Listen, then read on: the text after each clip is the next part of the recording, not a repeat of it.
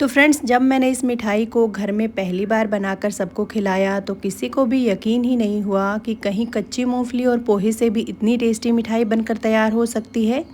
लेकिन यकीन मानिए फ्रेंड्स, बहुत ही ज़्यादा टेस्टी बनती है ये मिठाई। एक बार आप ज़रूर इसे बनाकर ट्राई करिएगा। मुझे यकीन है आपको ये बहुत ज़्यादा पसंद आने वाली है।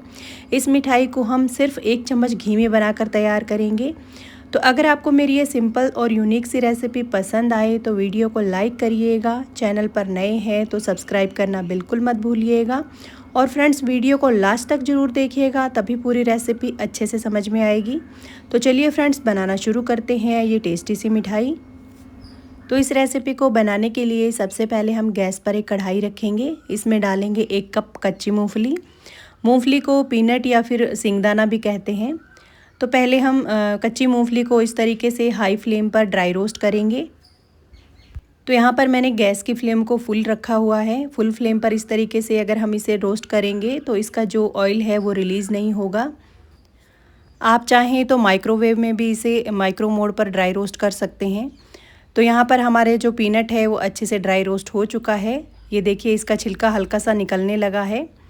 तो अब इसे हम एक प्लेट में निकाल लेंगे और इसे हल्का सा ठंडा होने देंगे। अब उसी कढ़ाई में मैं यहाँ पर ले रही हूँ 1 कप पोहा। जिस कप से मैंने 1 कप मूंगफली ली थी उसी कप से 1 कप मैं यहाँ पर पोहा ले रही हूँ। आपके पास मोटा या पतला जो भी पोहा हो वो आप ले सकते हैं। तो पोहे को भी इस तरीके से हम हाई फ्लेम पर ड्राई रोस्ट करेंगे। इसे आप लगातार चलाते हुए इस तरीके से ड्राई रोस्ट करिएगा। तो मैंने इसमें घी या ऑयल कुछ भी ऐड नहीं किया है। इसे हम लगातार चलाते हुए हाई फ्लेम पर इस तरीके से भून लेंगे। इसे भूनने में ज़्यादा टाइम नहीं लगेगा क्योंकि जो कढ़ाई है वो गर्म है। पोहे को इस तरीके से हाथ से हल्का सा दबाकर देखेंगे।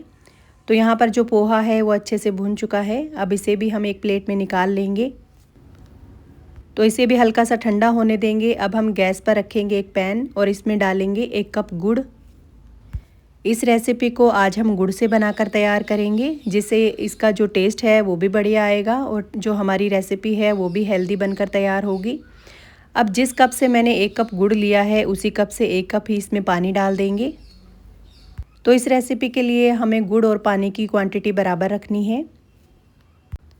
अब इसे हल्का सा गर्म होने देंगे। जैसे ही ये पानी गर्म होगा जो गुड़ है वो अच्छे से मेल्ट हो जाएगा।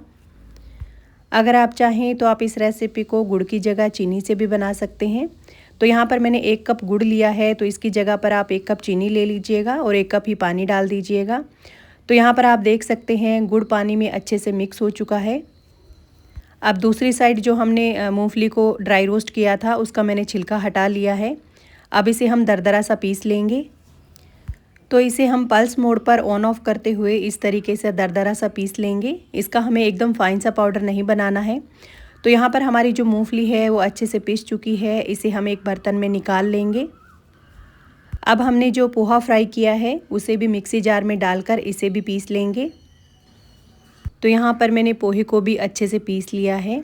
अब इसे भी उसी बाउल में निकाल लेंगे जिसमें हमने मूंगफली को निकाला है। तो दोनों चीज़ें अच्छे से पीसकर तैयार है। अब इसे हम साइड में रख देंगे। अब हम कढ़ाई में डालेंगे आधा चम्मच घी। हम यहाँ पर टोटल 1 चम्मच घी का यूज़ करेंगे। अभी मैं यहाँ पर आधा चम्मच घी डाल रही हूँ, उसके बाद हम आधा चम्मच घी और इसमें ऐड करेंगे। अब मैं उसी कप से डाल रही हूँ आधा कप डेसिकेटेड कोकोनट यानी कि नारियल का बुरादा। अगर आपको नारियल का फ्लेवर पसंद ना हो तो आप नारियल की क्वांटिटी घटा सकते हैं या फिर आप चाहें तो आप इसे स्किप भी कर सकते हैं। लेकिन इस मिठाई में नारियल का बहुत बढ़िया फ्लेवर आता है, आप इसे ज़रूर ऐड करिएगा। अगर आपको कम पसंद हो तो आप इसकी क्वांटिटी कम कर सकते हैं। अब नारियल को अच्छे से घी में भून लेंगे। इसका हमें कलर चेंज नहीं करना है। अब मैं यहाँ पर डाल रही हूँ थोड़े से कटे हुए ड्राई फ्रूट्स। ड्राई फ्रूट्स में मैंने 3 से 4 बादाम और 3 से 4 काजू को बारीक काट लिया है।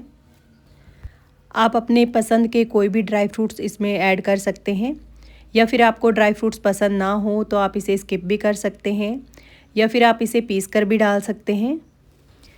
तो यहाँ पर नारियल और ड्राई फ्रूट्स अच्छे से भुन चुके हैं। अब हमने जो गुड़ का पानी बनाकर तैयार किया है उसे इसके अंदर डाल देंगे। आप इसे छान कर ही डालिएगा क्योंकि गुड़ है उसमें हल्का सा कचरा रहता है। इस तरीके से छानने से जो गुड़ का कचरा है वो अलग हो जाएगा। अब इसे एक बार अच्छे से मिक्स कर देंगे। अभी तक नारियल को भूनते टाइम हमने यहाँ पर गैस की फ्लेम को लो किया हुआ था। अब हम गैस की फ्लेम को फुल कर देंगे। अब हमने जो मूंगफली और पोहे को पीस कर रखा है उसे इसके अंदर डाल देंगे और अच्छे से लगातार चलाते हुए मिक्स करेंगे। जैसे ही पोहा और मूंगफली इसमें डालेंगे ये तुरंत इस तरीके से गाढ़ा सा होना स्टार्ट हो जाएगा। अब इस रेसिपी को बनने में ज़्यादा टाइम नहीं लगेगा, तुरंत ही इस तरीके से ये गाढ़ा होना स्टार्ट हो जाएगा। मैंने मूंगफली को दरदरा सा पीसा था, इसलिए ये देखिए मूंगफली के कुछ दाने साबुत रह गए हैं। लेकिन मिठाई को खाते टाइम जब ये मूंगफली के दाने मुंह में आते हैं तो मिठाई का टेस्ट बहुत बढ़िया आता है। इसमें हमने आधा चम्मच पहले जब हमने नारियल को भुना था तब डाला था, अब आधा चम्मच और इसमें डाल देंगे। हमने इसमें टोटल 1 चम्मच घी डाल दिया है। इस मिठाई में घी की क्वांटिटी कम ही यूज़ होती है क्योंकि जो मूंगफली है वो भी अपना हल्का सा जो ऑयल है वो रिलीज़ करती है। अब इसे हम लगातार चलाते हुए 2 से 3 मिनट के लिए भून लेंगे। अब इस रेसिपी को बनने में ज़्यादा टाइम नहीं लगेगा। ये देखिए जो हमारा मिठाई का डो है वो कढ़ाई को छोड़ने लगा है। अब हम गैस को बंद कर देंगे। कढ़ाई अभी गर्म है तो मैं इसे हल्का सा इस तरीके से चला रही हूँ। अब इस मिठाई को सेट करने के लिए मैंने यहाँ पर स्क्वायर शेप का ये केक टिन लिया है एल्यूमिनियम का। आप चाहें तो आप स्टील या प्लास्टिक का कोई भी कंटेनर ले सकते हैं इस मिठाई को सेट करने के लिए, या फिर आप इसे किसी प्लेट या थाली में भी सेट कर सकते हैं। इस कंटेनर को मैंने हल्का सा घी से ग्रीस कर लिया है। अब इस पर बटर पेपर लगाकर उसे भी हल्का सा घी से ग्रीस कर लेंगे। अब हमने जो मिठाई का डो बनाकर तैयार किया है उसे इस कंटेनर में डाल देंगे। आप चाहें तो इस मिठाई के डो से लड्डू या पेड़े भी बना सकते हैं, या फिर आप चाहें तो इस तरीके से आप किसी कंटेनर में जमा कर बर्फ़ी भी बना सकते हैं। तो अब इसे किसी चम्मच या स्पैचुला से इस तरीके से दबा दबा कर कंटेनर में अच्छे से सेट कर देंगे। ये मिठाई दिखने में जितनी सिंपल दिख रही है, बनाना इसे उतना ही ज़्यादा आसान है और खाने में तो बहुत ही मज़ेदार लगती है ये मिठाई। तो मैंने इस तरीके से अच्छे से कंटेनर में इसे सेट कर दिया है। अब इसे 10 से 15 मिनट के लिए फ्रिज में रख देंगे। जैसे ही ये ठंडा होगा मिठाई हमारी तुरंत सेट हो जाएगी। तो मैंने इसे 15 मिनट के लिए फ्रिज में रख दिया था। ये देखिए अच्छे से मिठाई हमारी सेट हो चुकी है। अब इसे हम डीमोल्ड कर लेंगे। बटर पेपर की वजह से ये बहुत ही आसानी से इस तरीके से कंटेनर से निकल जाता है। तो यहाँ पर ये अच्छे से सेट हो चुका है। अब हम इसकी कटिंग करेंगे। आप अपने पसंद से किसी भी शेप में इसे काट सकते हैं। आप चाहें तो आप इस तरीके से इसे लंबे शेप में भी कट कर सकते हैं। अब इस पर थोड़े से कटे हुए पिस्ता लगा देंगे। आप अपने पसंद का कोई भी ड्राई फ्रूट्स कट करके इस पर लगा सकते हैं, या फिर आप चाहें तो आप इस मिठाई को प्लेन भी रख सकते हैं। अब मैं इसे और भी अट्रैक्टिव बनाने के लिए इस पर थोड़ा सा चांदी का वर्क लगा रही हूँ, ताकि हमारी मिठाई खाने में तो टेस्टी है ही, दिखने में भी टेस्टी दिखे। तो यहाँ पर हमारी इजी और सिंपल सी मिठाई बनकर तैयार है। आप चाहें तो इस तरीके से आप इसे स्क्वायर शेप में भी कट कर सकते हैं।